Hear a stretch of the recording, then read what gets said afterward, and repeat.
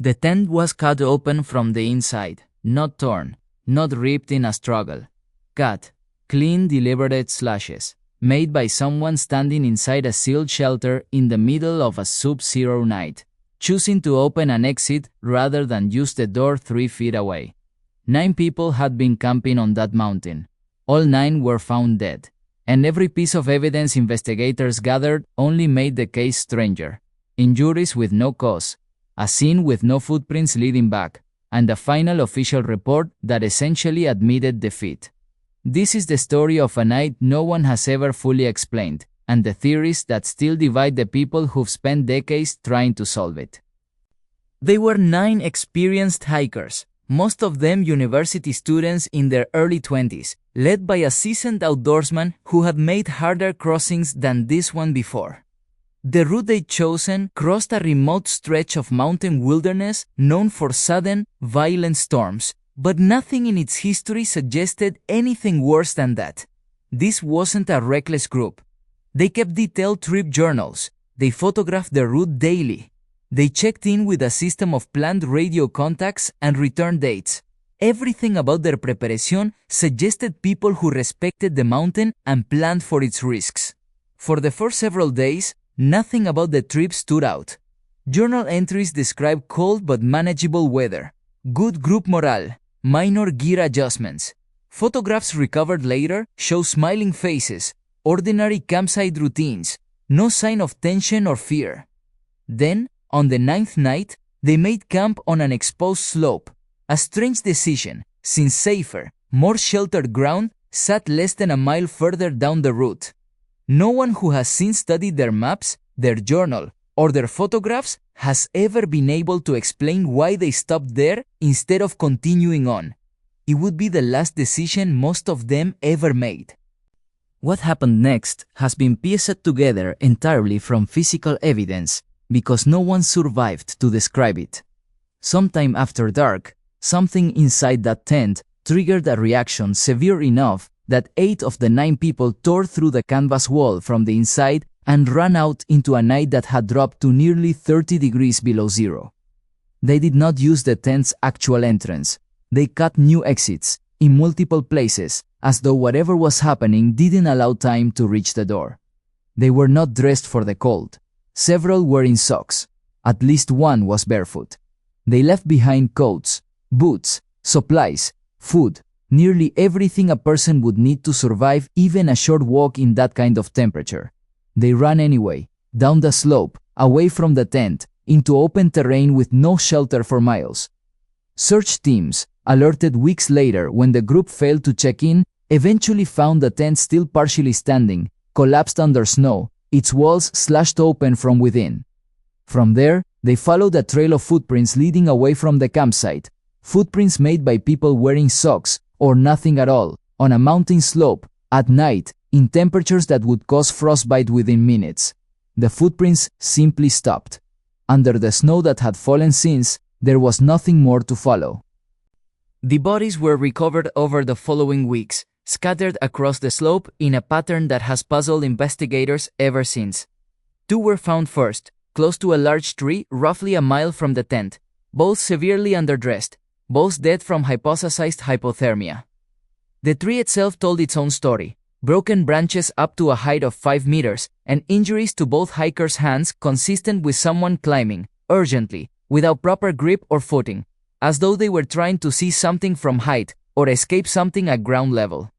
3 more were found between the tree and the tent, in postures searchers described as attempting to return, as if partway through their flight they tried to go back for the others, or for supplies, and hadn't made it.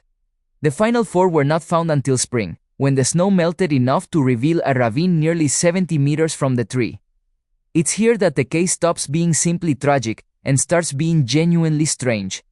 2 of the 4 in the ravine had fatal internal trauma on a scale investigators compared to a serious car accident, a fractured skull, and catastrophic chest injuries consistent with several hundred pounds of force. And yet, neither body showed the external bruising, cuts, or skin damage that kind of blunt force nearly always leaves behind. Whatever caused that level of internal damage did so without breaking the skin at all. One of the 4, a woman, was missing her tongue, both eyes, and part of her lips. Forensic examiners at the time attributed this to decomposition and small animal activity after months buried in snow and running water. A plausible explanation on its own, though one that still leaves open exactly when, in the sequence of that night, each injury actually occurred. Testing on some of the recovered clothing later showed elevated radiation levels, a detail investigators noted but were never able to connect to anything else found at the scene, then or since. When the investigation formally closed, the report cited what translates roughly to a compelling natural force as the cause of death, a phrase so vague that it has fueled 6 decades of competing explanations rather than closing the case in the public's mind at all. Investigators at the time considered and ultimately rejected several straightforward explanations. There was no sign of a struggle between group members, no evidence of anyone else being present at the campsite, no one accounted for footprints near the tent itself. The group's own trip documentation showed no internal conflict in the days leading up to that night. Whatever happened appears to have come from outside the group and outside anything they could see coming. The case was sealed for decades afterward, which, rightly or wrongly, only deepened public suspicion that something in the file didn't add up cleanly enough to release. In the years since, researchers examining the case have converged on a handful of theories, each accounting for some of the evidence and struggling with the rest. The most scientifically grounded explanation involves infrasound, sound below the threshold of human hearing, which mountain wind can generate when it moves across specific terrain shapes, essentially turning a slope into an enormous accidental instrument. Laboratory studies have shown that infrasound exposure can trigger genuine panic, nausea, and disorientation in human subjects, even when no one can consciously identify hearing anything at all.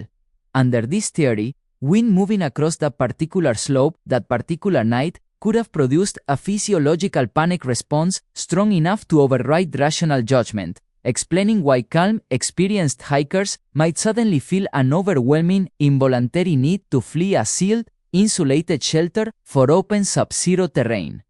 It doesn't fully explain the internal injuries.